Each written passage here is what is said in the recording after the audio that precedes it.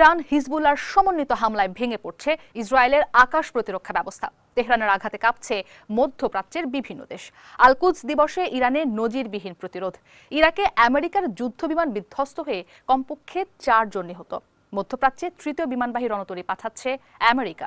Iran যুদ্ধের সবশেষ খবর জানাতে পুরো আয়োজন জুড়ে আপনাদের সাথে আছি আমি ইসরাত মুক্তি।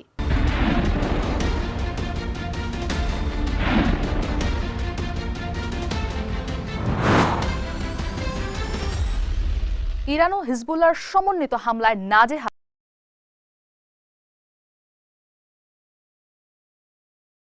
প্রতিরক্ষা ভঙ্গুর হয়ে উঠছে। তেল আবিবের জন্য দুঃস্বপ্ন হয়ে এসেছে ইরানের গুচ্ছ বিস্ফোরকের হামলা। ইসরায়েলের গ্যালিলিতে রকেট হামলায় আহত হয়েছেন অন্তত 80 জন। চিরে মিসাইল হামলায় আহত হয়েছেন আরও অন্তত 30 জন।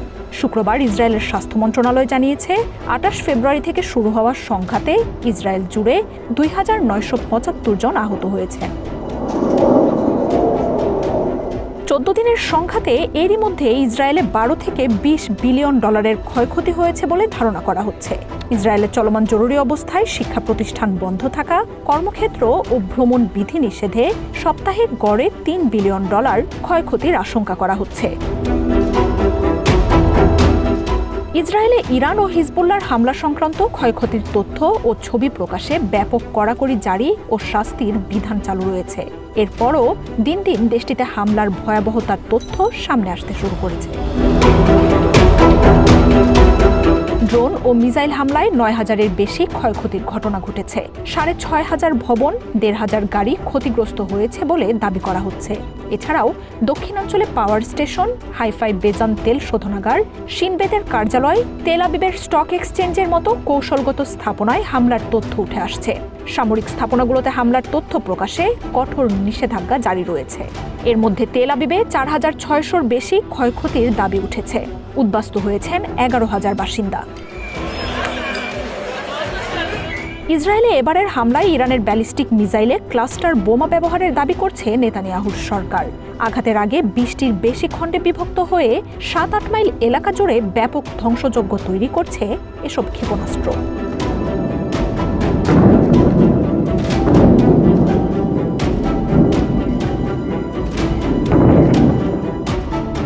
সিএনএনের প্রতিবেদন বলছে, ক্ষয়ক্ষতি বাড়ানো ছাড়াও ইসরায়েলে কয়েক স্তরের আকাশ প্রতিরক্ষাকে অকার্যকর করতেই ইরানের এই কৌশল। বিশ্লেষকরা বলছেন, ইরানের হাতে থাকা খুররাম শহর মিসাইলের বিস্ফোরক 80টির বেশি খণ্ডে ভাগ হতে সক্ষম। কার্গো ওয়ারহেডের মাধ্যমে ইরান আরও বেশি মিসাইলে গুচ্ছ বোমা ব্যবহার করছে বলে জানাচ্ছে গণমাধ্যমটি। ইসরায়েলের আকাশ প্রতিরক্ষার জন্য ইরানের নতুন এই অস্ত্র এসেছে বড় চ্যালেঞ্জ হয়ে। সর্বাধুনিক প্রযুক্তি মিসাইল শনাক্ত করতে পারলেও খণ্ডিত বিস্ফোরক আটকাতে পারছে না সেগুলো। আয়রন ডোম ইরানের ব্যালিস্টিক মিসাইল ধ্বংসে ক্ষেপণাস্ত্র ছুড়লেও তার আগেই আকাশে বিস্ফোরকগুলো আলাদা হয়ে যায়। কম মিসাইল ব্যবহারে সর্বোচ্চ ক্ষতির কথা মাথায় রেখেই ইরান সেগুলো তৈরি করছে। Marjia Upama, one international desk. ইসরায়েলে পাল্টা হামলা জোরদার করেছে ইরান ও হিজবুল্লাহ। শুক্রবার দেশটির মূল ভূখণ্ড লক্ষ্য করে ব্যাপক হামলা চালিয়েছে তারা। শুধু ইসরায়েল নয়, তেহরানের আঘাতে কেঁপেছে ওমান, সৌদি আরব, কাতার, দুবাই, ইরাক ও তুর্কি। এদিকে ইরানে গত 2 সপ্তাহে 6000 লক্ষ্যবস্তুতে হামলা করেছে আমেরিকা। শুক্রবার সকালেও তেহরানে বিমান হামলা চালিয়েছে আমেরিকা ও ইসরায়েল। রাত কিংবা দিন সতর্ক সাইরেন ঝুঁকিয়ে থাকতে বাধ্য হচ্ছেন। শুরুতে ইরানের ছোট ড্রোন ইসরায়েলের প্রতিরক্ষা ভেদ করতে না পারলেও এবার ইরানের ভারী ক্ষেপণাস্ত্র প্রতিহত করতে হিমশিম খাচ্ছে নেতানিয়াহু সেনারা। শুক্রবার সকালে উত্তর ইসরায়েলে শতাধিক রকেট ছোড়ে হিজবুল্লাহ। এতে অন্তত 80 জন আহত হয়েছেন। ক্ষতিগ্রস্ত হয় প্রায় 3 শতাধিক বাড়িঘর। ড্রোন হামলা চালানো হয়েছে ইসরায়েলের বীরসেবার সামরিক ঘাঁটি লক্ষ্য করে। ইরানের নিশানায় পরিণত হচ্ছে মধ্যপ্রাচ্যের একাধিক আমেরিকান সামরিক ঘাঁটি। সৌদি আরব জানিয়েছে শুক্রবার তারা 56টি ড্রোন প্রতিহত করেছে। ওমানের একটি শিল্প এলাকায় ড্রোন বিধ্বস্ত হয়, এতে 2 বিদেশি নাগরিক নিহত হন। এছাড়া এই ঘটনায় আরও কয়েকজন আহত হয়েছেন। দুবাইয়ে শুক্রবার সকালে বিকট শব্দে বেশ কিছু বিস্ফোরণ হয়েছে। প্রত্যক্ষদর্শী এবং সংবাদ সংস্থা এএফপির প্রতিনিধিরা বলছেন, শক্তিশালী এসব বিস্ফোরণে শহরের ভবনগুলো কেঁপে ওঠে। অপারেশন এপিক ফিউরি চলাকালে ইরানের ৬,০০০ লক্ষ্যবস্তুতে হামলা চালিয়েছে আমেরিকা। এসব হামলার মধ্যে ইরানের প্রায় ৬০টি জাহাজ এবং ৩০টি মাইন বসানো নৌযান ক্ষতিগ্রস্ত বা ধ্বংস করা হয়েছে। শুক্রবার ভোরে পূর্ব তেহরানে বিমান হামলার খবর পাওয়া গেছে। শুক্রবার সকালে লেবাননের রাজধানী বৈরুতে হিজবুল্লাহর সদস্যদের লক্ষ্য করে হামলা চালিয়েছে আমেরিকা। ইরাকের কুর্দিস্তানে হামলায় ফ্রান্সের এক সেনা নিহত এবং আরও বেশ কয়েকজন আহত হয়েছেন। আমেরিকা ইসরায়েলের আগ্রাসনে ইরান তার সর্বোচ্চ নেতাকে হারিয়েছে। সামরিক হামলা আর প্রিয় নেতার মৃত্যুর দ্বিমুখী সংকটের মুখে তেহরানে যে ধরনের বিশৃঙ্খলার আশঙ্কা করেছিল পশ্চিমা বিশ্ব, তার চিত্র এখন সম্পূর্ণ ভিন্ন। রমজানের শেষ শুক্রবার আল কুদস দিবসকে কেন্দ্র করে দেশ জুড়ে গড়ে উঠেছে এক নজিরবিহীন প্রতিরোধ। টানা ১২ দিনের অবিরাম গোলাবর্ষণ আর সর্বোচ্চ নেতার মৃত্যু যে কোনো জাতির কল্পনার বাইরে। শুক্রবার আমেরিকা ইসরায়েলের হামলার মধ্যেই সবকিছু তুচ্ছ করে রাজপথে নেমে আসে লাখো মানুষ। মূলত শোককে শক্তিতে রূপান্তর আর ফিলিস্তিনের প্রতি সংহতি জানাতেই এই পদযাত্রা। তাদের চোখে এখন প্রিয় নেতা হারানোর বদলার আগুন। প্রতিবছর রমজানের শেষ শুক্রবার বিশ্বজুড়ে পালিত হয় আল কুদস দিবস। ফিলিস্তিনের মুক্তির অঙ্গীকারে ১৯৭৯ সালে ইমাম খোমেনির শুরু করা এই দিবসে এবার যোগ হয়েছে নতুন মাত্রা। হাড় কাঁপানো শীত আর বৃষ্টি উপেক্ষা করে তেহরানের ১০টি প্রবেশপথ দিয়ে ইনকিলাব স্কোয়ারের দিকে এগোতে থাকে সব শ্রেণী পেশার মানুষ। রাজধানী ছাড়িয়ে খোররামাবাদ, মাশহাদ ও জাহেদানেও আজ তিল ধারণের জায়গা নেই। মানুষের হাতে ফিলিস্তিনের পতাকা আর নতুন নেতা মোজতবা খামেনির ছবি। এখানে এক বিস্ময়কর বৈপরীত্য দেখছে বিশ্ব। ইরানের গুটি কয়েক মিসাইল আর ড্রোনের ভয়ে ইসরায়েলের জনগণ এখন বাংকারে বন্দী। থমকে গেছে তাদের স্বাভাবিক জীবন। অথচ তার ঠিক উল্টো চিত্র তেহরানে। মুহুর্মুহু হামলার মধ্যেই রাজপথে লাখো মানুষ। তারা death to America, death two Israel এই স্লোগানে রাজপথ কাঁপাচ্ছে। পায়ে মারিয়ে আর আগুনে পুড়িয়ে দিচ্ছে শত্রু দেশের পতাকা। চলমান হামলার মধ্যেও তাদের অদম্য অবস্থানের জানান দিচ্ছে। বিশ্লেষকদের মতে ইরানে ক্ষমতার শূন্যতা তৈরি করার যে ছক কষা হয়েছিল, এই জনস্রোত তা ধূলিসাৎ করে দিয়েছে। মৃত্যু আর ধ্বংসের মাঝেও তাদের এই শক্ত অবস্থান স্পষ্ট বার্তা দিচ্ছে, আগ্রাসন বা শোক কোনো কিছুই এই জাতিকে বিচ্যুত করতে পারবে না।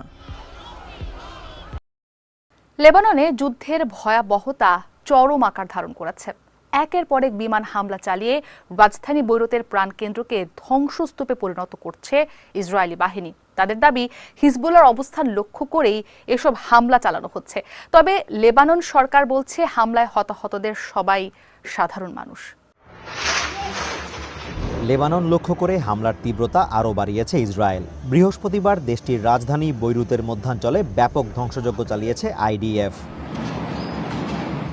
এর মুখপাত্র আভিকাই আদ্রাই সামাজিক মাধ্যম এক্সে এক পোস্টে দাবি করেন, ওই এলাকায় হিজবুল্লাহর একটি অবস্থান লক্ষ্য করে হামলা চালাবে ইসরায়েল। অবিলম্বে সেখান থেকে সাধারণ মানুষদের অন্যত্র সরে যেতে বলেন তিনি। এই ঘোষণার পরপরই স্থানীয় সময় বিকাল ৫:৩০টার দিকে ওই অঞ্চলের একটি বহুতল ভবনে পরপর ২টি বিমান হামলা চালায় ইসরায়েলি বাহিনী। ওই ভবনটি লেবানন সরকারের সদর দপ্তর থেকে মাত্র ১ কিলোমিটার দূরত্বে বলে জানিয়েছে রয়টার্স। এদিকে লেবাননের স্বাস্থ্য মন্ত্রণালয় জানিয়েছে, বুধবার দিবাগত রাতে দেশটির আরামুন মিউনিসিপ্যালিটিতে ইসরায়েলের বিমান হামলায় অন্তত ৫ জন নিহত এবং ৭ জন আহত হয়েছে। এছাড়া বৈরুতের কর্নি সমুদ্র সৈকতের আশপাশের এলাকায় হামলায় অন্তত ১২ জন নিহত ও ২৮ জন আহত হয়েছে। মন্ত্রণালয়ের দাবি, হতাহতদের সবাই বেসামরিক নাগরিক। হামলার পরপরই সমুদ্র সৈকত ও এর আশপাশের এলাকায় লেবাননের সামরিক বাহিনীর সদস্যদের মোতায়েন করা হয়। অন্যদিকে লেবাননের হাসপাতালগুলোতে আহতদের স্রোত সামলাতে হিমশিম খাচ্ছেন চিকিৎসকেরা। আল নাজদা আল সাবিয়া হাসপাতালের পরিচালক মোনা আবু জাইদ জানান, হাসপাতালের ধারণ ক্ষমতার চেয়ে অনেক বেশি রোগী আসায় পরিস্থিতি জটিল আকার ধারণ করেছে।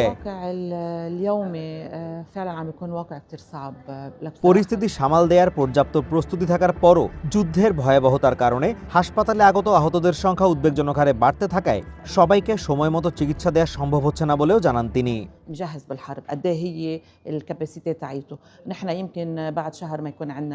২৮ ফেব্রুয়ারি ইরানে ইসরায়েল আমেরিকা যৌথ হামলার পর ২ মার্চ ইসরায়েল লক্ষ্য করে হামলা শুরু করে হিজবুল্লাহ। সাথে সাথেই সেখানে স্থল ও আকাশপথে অভিযান শুরু করে আইডিএফ। ইসরায়েলি হামলায় বৃহস্পতিবার পর্যন্ত অন্তত ৬০০ নিহত ও ৮ লাখের বেশি মানুষ বাস্তুচ্যুত হয়েছে সেখানে। আমেরিকার একটি যুদ্ধ বিমান বিধ্বস্ত হয়ে কমপক্ষে ৪ জন নিহত হয়েছে। শুক্রবার ইউএস সেন্ট্রাল কমান্ড জানিয়েছে আকাশে জ্বালানি সরবরাহকারী বিমানটির বাকি 2 আরোহীর সন্ধান চলছে। ইরান KC-135 যুদ্ধ বিমানটি ধ্বংসের দাবি করলেও আমেরিকা তা অস্বীকার করছে। এক্সে দেয়া এক বিবৃতিতে সেন্টকম জানিয়েছে প্রাথমিক তদন্ত অনুযায়ী এই দুর্ঘটনা কোনো শত্রু পক্ষের গুলিতে ঘটেনি। ঘটনার সময় সেখানে আরও একটি জ্বালানি সরবরাহকারী বিমান ছিল। বৃহস্পতিবারের এই দুর্ঘটনার কারণ খতিয়ে দেখা হচ্ছে। নিহত সেনা সদস্যদের পরিবারের কাছে খবর পৌঁছানোর 24 ঘন্টা পর তাদের নাম প্রকাশ করা হবে বলে জানিয়েছে সেন্টকম।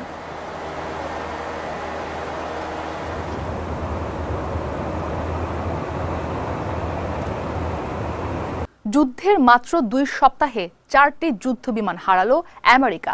গত সপ্তাহে কুয়েতে একসাথে 3টি F-15 ধ্বংসের পর এবার ইরাকে রিফুয়েলিং বিমান KC-135 বিধ্বস্ত হলো। মধ্যেই ইরাকে আমেরিকার ফাইটার জেটের জ্বালানি সরবরাহকারী বিমান KC-135 বিধ্বস্ত হয়েছে। বৃহস্পতিবার আমেরিকার সেন্ট্রাল কমান্ড সেন্টকমের পক্ষ থেকে ইরাকের পশ্চিমাঞ্চলে যুদ্ধ বিমানটি বিধ্বস্তের কথা নিশ্চিত করা হয়। সাথে থাকা আরেকটি বিমান নিরাপদে অবতরণ করেছে বলেও জানানো হয়। সেন্টকম দাবি করছে বিমান বিধ্বস্তের পেছনে শত্রুদের কোনো ভূমিকা নেই। এই নিয়ে যুদ্ধ শুরুর 2 সপ্তাহে মধ্যপ্রাচ্যে 4টি যুদ্ধ বিমান হারালো আমেরিকা। এর আগে কুয়েতে একই সাথে 3টি F-15 যুদ্ধ বিমান ধ্বংস হয়। কুয়েতি বাহিনীর ভুল বোঝাবুঝিতেই সেই ঘটনা ঘটে বলেও দাবি করা হয় সে সময়। ইরাকে বিধ্বস্ত KC-135 60 বছরের বেশি সময় ধরে আমেরিকার বিমান বাহিনীতে ব্যবহার হয়ে আসছে। যুদ্ধে এর ব্যাপক ভূমিকা। শত্রুদের বিরুদ্ধে অভিযানে ফাইটার জেট ও বোমারু বিমানগুলোকে আকাশেই জ্বালানি সরবরাহ করে এটি। এছাড়াও কিছু KC-135 বিমান 37 জনের মতো যাত্রীও ধারণ করতে পারে। ইরান সীমান্ত থেকে কত দূরে ঘটনাটি ঘটেছে তাও স্পষ্ট নয়। এদিকে মধ্যপ্রাচ্যে থাকা আমেরিকার সবচেয়ে বড় বিমানবাহী রণতরী USS জেরাল্ড ফোর্ডে আগুনের ঘটনা ঘটেছে। সেন্টকমের দাবি, যুদ্ধের সাথে এই আগুনেরও কোনো সম্পর্ক নেই। লন্ড্রি এরিয়ায় শুরু হওয়া আগুনে 2 নাবিক আহত হয়েছেন বলে জানানো হয়। তবে বিমানবাহী রণতরীটির কার্যক্রম চালু আছে বলেও জানিয়েছে ওয়াশিংটন। এর আগে মধ্যপ্রাচ্যে যুদ্ধের 10 দিনে 8 সেনা নিহতের খবর জানায় ট্রাম্প প্রশাসন। তবে মঙ্গলবার এক প্রতিবেদনে রয়টার্স জানায় অঞ্চলটিতে যুদ্ধে আমেরিকার সেনা হতাহতের সংখ্যা অন্তত 150। Marzia Upama, one international desk.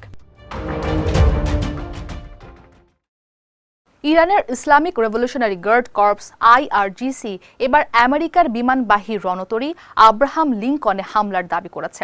বাহিনীটির দাবি, ব্যালিস্টিক মিসাইলের হামলায় উপসাগরীয় সীমানা থেকে পিছু হটতে বাধ্য হয়েছে আব্রাহাম লিঙ্কন। তবে ইরানের এই দাবি অস্বীকার করছে আমেরিকার সামরিক বাহিনীর সেন্ট্রাল কমান্ড সেন্টকম।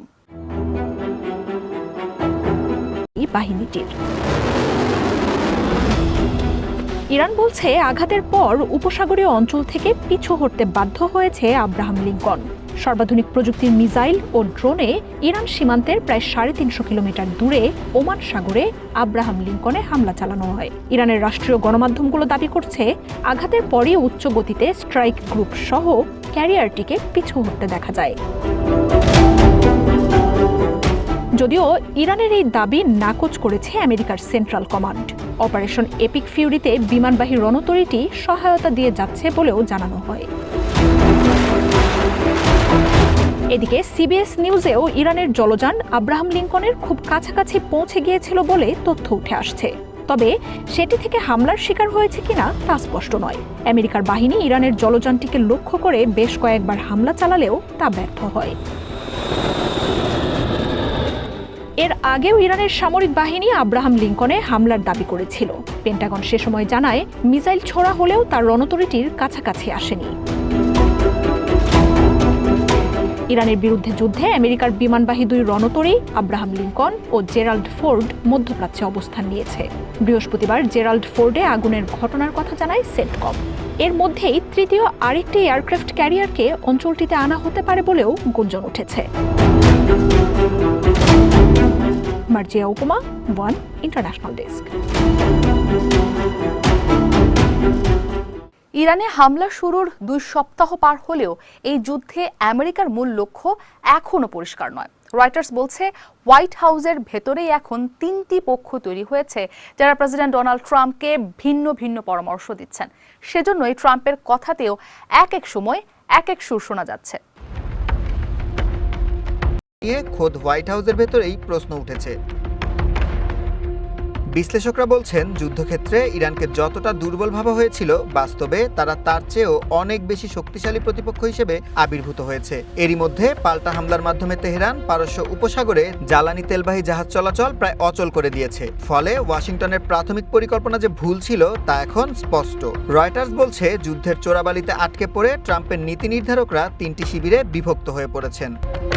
প্রথম পক্ষে আছে অর্থনৈতিক ও রাজনৈতিক উপদেষ্টার দল। যুদ্ধের কারণে তেলের অস্বাভাবিক মূল্যবৃদ্ধি নিয়ে তারা ট্রাম্পকে সতর্ক করছেন। তারা মনে করেন দাম এভাবে বাড়তে থাকলে আগামী নির্বাচনে সাধারণ মানুষ ট্রাম্পের ওপর ক্ষুব্ধ হবে। তাই একটি সীমিত বিজয় ঘোষণা করে এই যুদ্ধ থেকে সম্মানজনকভাবে বেরিয়ে আসা উচিত। দ্বিতীয় পক্ষটি হলো কট্টরপন্থী গোষ্ঠী। এই দলের নেতারা চান না আমেরিকা এখনই পিছু হটুক। তাদের দাবি ইরানের পারমাণবিক সক্ষমতা পুরোপুরি ধুলোয় মিশিয়ে না দেওয়া পর্যন্ত আক্রমণ চালিয়ে যেতে হবে। যুদ্ধ আরও দীর্ঘ করার জন্য তারা ট্রাম্পকে উস্কে দিচ্ছেন। তৃতীয় পক্ষে আছেন ট্রাম্পের আমেরিকা ফার্স্ট নীতির সমর্থক গোষ্ঠী। তারা শুরু থেকেই মধ্যপ্রাচ্যের যে কোনো ধরনের দীর্ঘমেয়াদী যুদ্ধের বিরোধী। এই পক্ষটি প্রেসিডেন্টকে মনে করিয়ে দিচ্ছে যে তিনি যুদ্ধের বিরুদ্ধে প্রতিশ্রুতি দিয়েই ক্ষমতায় এসেছিলেন। তাই আরেকটা অন্তহীন যুদ্ধে জড়িয়ে পড়া হবে তার জন্য একটি বড় ভুল। নীতি নির্ধারকদের এই ত্রিমুখী চাপের কারণেই ট্রাম্পের বক্তব্যে অসামঞ্জস্যতা দেখা দিচ্ছে। যদিও ট্রাম্প দাবি করছেন ইরানের সক্ষমতা প্রায় শেষ, কিন্তু বিশেষজ্ঞরা বলছেন ইরান এখনো বেশ শক্তিশালী এবং তারা যে কোনো সময় ঘুরে দাঁড়ানোর সক্ষমতা রাখে। রয়টার্স বলছে হোয়াইট হাউসের প্রেস সেক্রেটারি এসব ঝামেলার কথা অস্বীকার করলেও পরিস্থিতি ভিন্ন। যুদ্ধের খরচ আর তেলের দামের চাপে ট্রাম্প এখন সম্মান বাঁচিয়ে এই যুদ্ধ থেকে বেরিয়ে আসার পথ খুঁজছেন। ভেনেজুয়েলার মতো সহজ জয়ের আশায় ইরানে ঢুকে পড়া ট্রাম্পের জন্য শেষ পর্যন্ত গলার কাটা হয়ে দাঁড়ায় কিনা সেটাই এখন দেখার বিষয়। ইরান যুদ্ধের জেরে বিশ্বজুড়ে জ্বালানি অস্থিরতা দূর করতে রাশিয়ার ওপর নিষেধাজ্ঞা শিথিলের ঘোষণা দিল আমেরিকা। সাগরে আটকে থাকা রুশ তেল ও পেট্রোলিয়াম পণ্য আমদানিতে 30 দিনের অনুমোদন দেওয়া হয়েছে। এই পদক্ষেপ রাশিয়াকে তেমন লাভবান করবে না বলে দাবি করছে ওয়াশিংটন। সমুদ্রে থাকছে ওয়াশিংটন। বৃহস্পতিবার ট্রেজারি বিভাগ বিজ্ঞপ্তিতে জানায় 12 মার্চ থেকে আগামী 11 এপ্রিল পর্যন্ত এই সিদ্ধান্ত কার্যকর থাকবে।